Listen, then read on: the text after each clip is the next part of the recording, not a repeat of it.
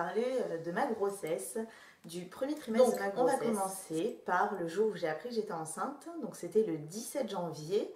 J'ai fait un test classique, un test urinaire, qui s'est avéré être positif. Suite à ça, je l'ai annoncé au papa. On était vraiment très contents, mais aussi un peu sur la réserve. Tu sais qu'il y a quelques mois de ça, on a perdu un bébé à 3 mois de grossesse justement. Donc voilà, on a essayé de se réjouir de cette nouvelle parce qu'on était très contents, mais on a essayé aussi de ne pas trop s'emballer pour éviter donc pour ce premier mois de grossesse, il s'est rien passé de spécial parce que bizarrement j'étais pas malade. Et en fait c'est ce qui m'a angoissée au début.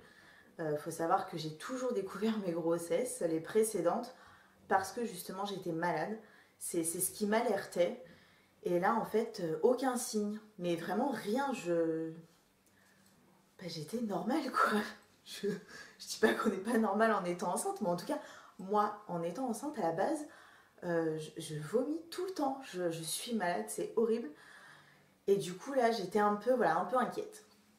Le premier rendez-vous de contrôle, on va dire, ou en tout cas pour confirmer cette nouvelle, ça a été le 10 février, donc chez mon gynécologue.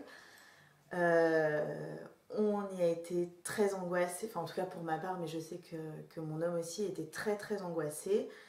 Parce que voilà, on appréhende, on espère que tout se passe bien, on espère surtout qu'on va entendre un petit cœur. Et au final, au bout d'un peu plus d'1 heure d'attente, le médecin nous prend et donc il vérifie, etc. Et là, on entend son petit cœur battre. Donc c'est un gros soulagement. C'est vraiment, je sais pas, c'est vraiment un gros soulagement. Ça nous rassure, vraiment. Et de là, déjà même un petit peu avant, ça avait recommencé. Mais donc pour ce deuxième mois de grossesse, j'ai tout qui est arrivé en même temps. Autant j'étais pas malade au début, autant j'en ai bien bavé après. Le deuxième mois, c'était assez coton. Alors, j'ai été très fatiguée. Pour les précédentes grossesses, j'avais été fatiguée. Alors, j'ai eu des insomnies, mais je crois que c'est pareil, c'est un autre symptôme que j'avais pas eu. Mais alors, celui-ci, pas du tout. J'ai fait des insomnies comme pas possible. J'ai été vraiment... je me retrouvais à 2 h du mat jusqu'à 3 h à tourner en rond parce que je ne savais pas quoi faire. Donc, et c'est très chiant. On va dire ça parce que c'est ça, c'est chiant. On est fatigué, mais on a plein de choses en tête. Donc c'est chiant, clairement c'est chiant. Et qu'est-ce que j'ai eu je ne pouvais pas y échapper. Mais j'ai eu des nausées et des vomissements. Donc ça, j'ai envie de te dire, de toute façon, je suis habituée de toute manière. Donc voilà, ce deuxième mois en tout cas a été certainement, je crois, le plus dur. En tout cas, sur le premier trimestre, je crois que le deuxième mois, c'est vraiment celui où j'en ai le plus bavé. Où j'en ai le plus bavé, quoi. Je dormais H24, je vomissais H24. Oui, et puis, non, j'en ai eu un autre aussi symptôme. Que celui-ci, c'est pareil, je connaissais pas. J'ai eu de l'acné. Puis alors, bien comme il faut, hein, j'ai pas connu ça quand j'étais ado, ou en tout cas très peu. J'ai eu la chance de pas avoir beaucoup de boutons. Donc voilà, donc si je résume ce deuxième trimestre, ça a été de la fatigue, ça a été des nausées et des vomissements, ça a été des insomnies de dingue, puis ça a été de l'acné, hein, en veux-tu, en voilà. Donc voilà, c'était à peu près tout. J'ai essayé de me reposer, je pense, un max parce que c'était compliqué. Mais voilà, je suis rentrée dans le 3e mois. C'était un peu mitigé. Toujours aussi heureuse d'être enceinte. Mois, il a été c'était un peu le mois c'était le mois décisif, on va dire. Parce que certains souvenirs sont un peu remontés, parce qu'on rentrait dans cette même période. On a le ventre, en tout cas moi, j'ai le ventre qui commençait déjà à bien s'arrondir. Et c'est vrai que c'était pas facile parce que Parce qu'on se demande est-ce que tout va bien, est-ce que quand on va faire l'échographie du premier trimestre, de la fin du premier trimestre, on va pas revivre la même chose que la dernière fois. C'est tout un tas de questionnements, enfin en tout cas pour ma part, hein, et pour cette grossesse, parce que les autres grossesses c'était bien différent. Le 10 mars en fait, j'ai fait une très grosse crise d'angoisse en arrivant au travail, suite à certains événements personnels. J'ai fait une grosse crise d'angoisse, parce que voilà, la prochaine échographie était prévue pour le 22 mars, si je dis pas de bêtises, le 22 ou le 27, non 22 mars je crois, et que ça me paraissait encore loin. Et puis voilà, j'ai fait une grosse crise d'angoisse, donc j'ai téléphoné à Damien, je lui ai dit écoute, il faudrait que ce soir on aille aux urgences. C'est vraiment pas dans mes habitudes d'aller aux urgences pour déranger comme ça, mais là j'y arrivais vraiment pas, j'arrivais pas à me contrôler, j'arrivais pas à gérer ce stress, voilà, j'avais une boule au ventre, une boule au cœur. Donc on y a été le soir. Et quand on est arrivé, il y avait une autre maman en fait qui avait une urgence un peu plus importante. Donc on a dû attendre pas loin de 2 heures avant que le gynécologue nous prenne. Il a compris la situation tout de suite. Voilà, on est passé en salle d'examen. Et là, ça a été super long parce qu'en fait, il laissait rien transparaître. Il avait son écran, mais moi, j'étais pas. L'écran était juste à côté de moi, mais je le voyais pas du tout. Et en fait, il me dit rien. Alors moi, ça m'a paru être au moins 5 minutes. Ça se trouve, c'était peut-être qu'1 ou 2 minutes. Mais il me disait rien. Damien était à côté de moi. Il me disait rien non plus. Je voyais qu'il fixait l'écran, mais ni l'un ni l'autre, en fait, n'avait une expression sur le visage qui pouvait me rassurer. Donc du coup, j'ai mon cœur, je pense qu'il aurait pu sortir de la poitrine tellement il battait fort. Et au final, il a mis le son et j'ai entendu le cœur du bébé. Et ça a été juste un gros soulagement. Donc rassurée, etc., je me rhabille. En fait, en me rhabillant, j'ai vu à l'écran qu'il y avait mon bébé. Donc j'ai vu sa petite tête, ses petits pieds. Enfin, j'étais complètement... Et j'ai dit, t'as vu, il y a cette petite tête et tout, ses petits pieds. Il m'a dit, oui, j'ai vu. Enfin bref. Voilà, j'étais super contente, donc je regrette pas d'y avoir été. Donc voilà, suite à ça, du coup, j'étais un peu plus sereine, je me sentais un peu mieux. Et puis une copine m'a prêté, alors j'étais pas vraiment pour au début parce que je trouve pas ça forcément bien, mais elle m'a prêté il est là, un Doppler, donc un Doppler fœtal de Angelsons. Je connais pas plus que ça, enfin je connais pas la marque ni rien, c'est vraiment mon ami qui m'a prêté ça. Et j'ai un peu hésité avant de l'utiliser, mais je dois avouer que il y a des jours où voilà, où quand j'étais un peu stressée de me dire bon, est-ce que ça va toujours en fait, voilà, on écoutait, on entendait son cœur, on remballait, on restait pas 2 heures, etc. Ça fera l'objet d'un article aussi sur le blog, parce que pour le coup j'étais vraiment contre, hein. C'est vraiment le genre de choses, entre guillemets, de gadgets auxquels j'adhère pas à la base, mais voilà, il y a que les imbéciles qui ne changent pas d'avis, dirons-nous. Et donc on arrive à l'échographie de la fin du premier trimestre. Damien n'a pas pu être présent, donc j'ai été avec ma maman. Et là ça a été super compliqué parce que on a attendu, mais plus d'1 heure encore. De toute façon, on attend toujours plus d'1 heure. Mais c'est vrai que j'ai l'angoisse qui a commencé à monter, tout ça. De nouveau en fait, parce que la dernière fois que j'ai assisté à ça, le médecin m'a annoncé que le cœur de mon bébé ne battait plus. Et puis voilà, suite des étapes, etc. Donc c'est vrai que là c'était un peu stressant, un peu compliqué à gérer. Je ne savais pas trop comment ça allait se dérouler, si ça allait se dérouler comme il faut, ou si on allait revivre de nouveau quelque chose de dramatique. Mais voilà, j'étais entourée de ma maman, donc c'était déjà bien. Et puis donc on finit par rentrer dans le cabinet, donc dans la salle d'échographie là pour le coup.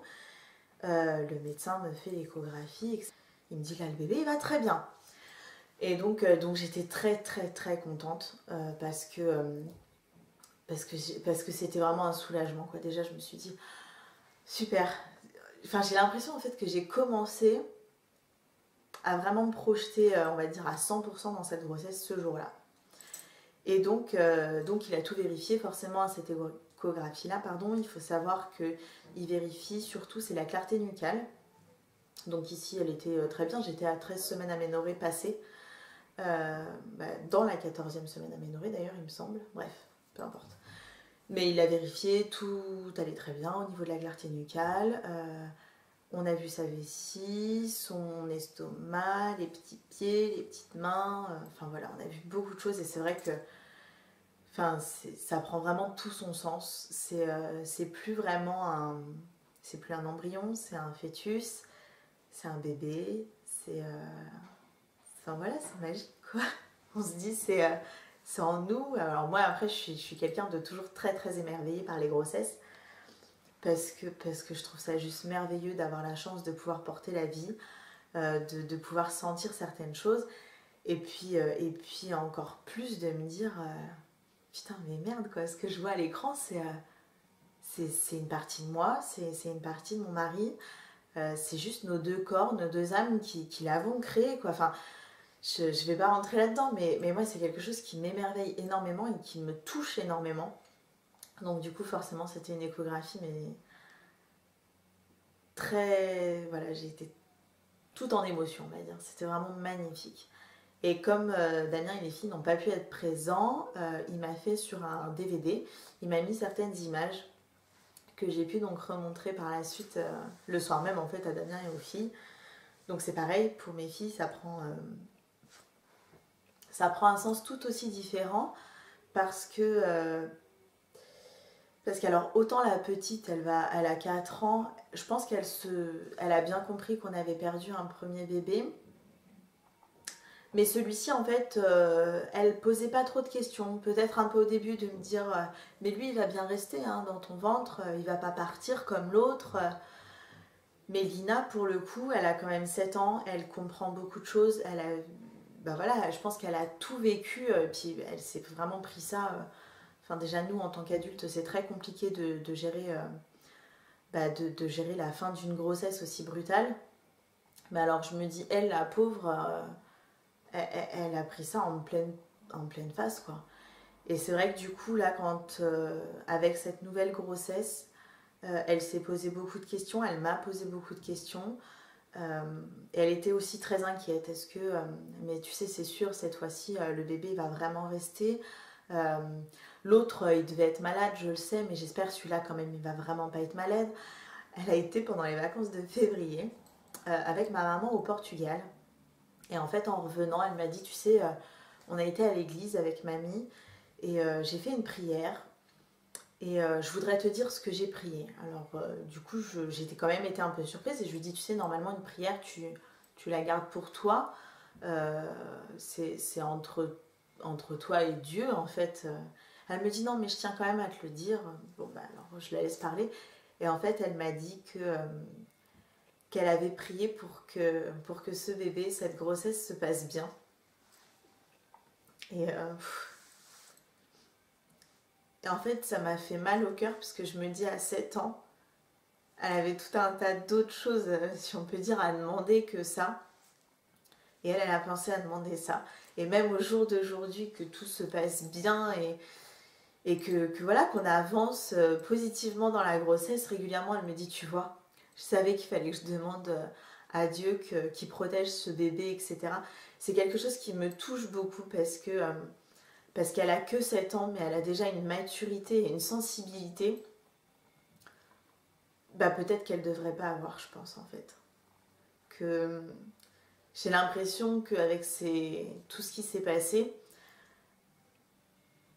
qu'elle a un peu perdu de son innocence. Donc bon. Mais bon, c'est pas... On va... Voilà, aujourd'hui ça se passe bien, donc c'est le principal. Donc, après cette première échographie, en tout cas, donc voilà, tout s'est très très bien passé, etc. On a vu donc le bébé qui va pour le coup très bien. Il faut savoir que pour le troisième trimestre, pour le troisième trimestre on ne peut plus, pour le 3e mois, cette échographie, le bébé faisait de la tête aux fesses, parce que quand il le mesure, en fait, le premier trimestre, mais je crois tout le long de la grossesse même, c'est ça, c'est de la tête aux fesses. il faisait 7 cm. C'est ça, 7 cm. Et j'ai dû y retourner en fait le lendemain, toujours toute seule. Bon là j'ai été vraiment toute seule le lendemain, c'était pour la déclaration de grossesse. Mais comme j'ai de nouveau attendu plus d'1 heure, c'est une joie d'aller chez mon gynéco tous les mois. Comme j'ai dû attendre encore plus d'1 heure, il m'a dit bon, normalement je le fais pas parce qu'il dit t'as eu une écho hier, il dit mais là si tu veux je repasse vite fait un petit peu sur ton ventre, on va voir ce qu'il en est. Et donc il a regardé, il a posé donc la sonde sur le ventre et puis il me dit ah bah c'est l'heure de la sieste. Et puis effectivement le bébé dormait, il dormait j'imagine, hein, il bougeait pas. Et ça a dû le réveiller en fait, qu'il passe la sonde. Et en se réveillant, le premier truc qu'il a fait, c'est qu'il a mis le pouce à la bouche. C'est vraiment le truc, même à l'écho du 22, c'est un bébé qui tète son pouce. Il ne fait que ça. Je trouve ça très mignon. Je trouve ça vraiment très mignon. Après, je suis pas forcément pour les bébés qui tètent leur pouce. Donc on verra comment ça se passera à la naissance. Mais en tout cas, voilà, j'ai trouvé ça trop chou. Donc voilà, au jour d'aujourd'hui, ça ne se dit pas mais c'est pas grave, je suis à 15 semaines aménorrhée et 5 jours. Donc la semaine, à partir de lundi, je rentre dans ma 16e aménorrhée. Non, à partir de lundi, ça fera 16 semaines aménorrhée. Complète, c'est ça, 16 semaines aménorrhée pleine, lundi. Et donc ça fait, je sais pas combien ça fait en mois, mais je dois être dans le... Ça doit faire 3 mois et 2 semaines. Et j'entamerai la 3e semaine la semaine prochaine. Bref, un truc dans ce style-là. Bref. En tout cas, il s'avère que j'ai des boutons d'acné qui s'échappent un peu. À mon plus grand bonheur. Et j'ai quasiment plus... Enfin, j'ai plus de nausées du tout. Et je ne vomis presque plus. Je dis presque parce que ça faisait quasiment 1 semaine et demie que je n'avais pas vomi. Et ce matin, j'ai vomi. Mon petit déj n'est pas passé. Mais bon, je vais pas me plaindre parce que franchement pour les filles, je vomissais au moins 1 fois par jour pendant les 9 mois de grossesse. Donc là, à la limite, j'ai envie de te dire, c'est peanuts. Hein. C'est vraiment, je le gère beaucoup mieux du coup. Je suis donc aussi de ce fait beaucoup moins fatiguée et je rentre dans ma période où il faut un peu plus de peps. Niveau poids, ben, j'ai pas pris de poids.